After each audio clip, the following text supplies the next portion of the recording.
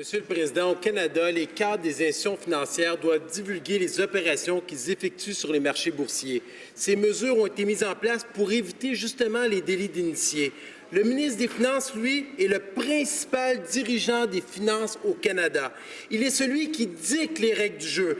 Il doit donc être au-dessus de tout soupçon et donner l'exemple. Si le ministre des Finances ne veut pas être transparent avec les Canadiens, comment le premier ministre peut-il encore lui faire confiance?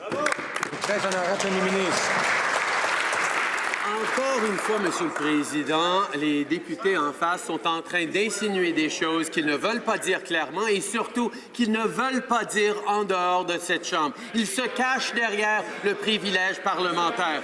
C'est la preuve, Monsieur le Président, que ce n'est qu'une campagne de salissage contre un ministre des Finances qui est en train de si bien gérer le pays qu'on est à la tête de croissance du G7, qu'on a créé 500 000 nouveaux emplois, qu'on est en train d'aider les familles d'un bout à l'autre de ce pays et on va continuer.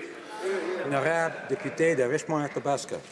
Monsieur le Président, voici des faits. Au cours des 2 dernières années, il a été démontré que le ministre des Finances a contrevenu aux lois d'éthique. Il a oublié de mettre ses actions dans une fiducie sans droit de regard. Il a oublié de déclarer sa bilan en France. Il refuse de dévoiler ses entreprises à numéro. Et la cerise sur le sundae, l'histoire de son bloc de 180 000 actions d'une valeur de plus de 10 millions de dollars qui ont été vendues avant une mesure qui a été mise ici en place.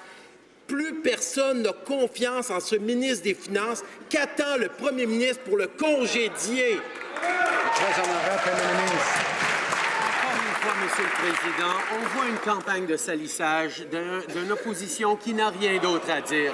On est en train de démontrer comment créer de la croissance économique après 10 ans de la piètre performance économique sous Stephen Harper. On a eu le pire taux de croissance depuis avant la Deuxième Guerre mondiale. C'est le travail que nous sommes en train de faire qui est en train d'avoir un impact positif sur les Canadiens. Qui reste, l'opposition n'avait rien à faire que de faire des attaques personnelles et une campagne de salissage.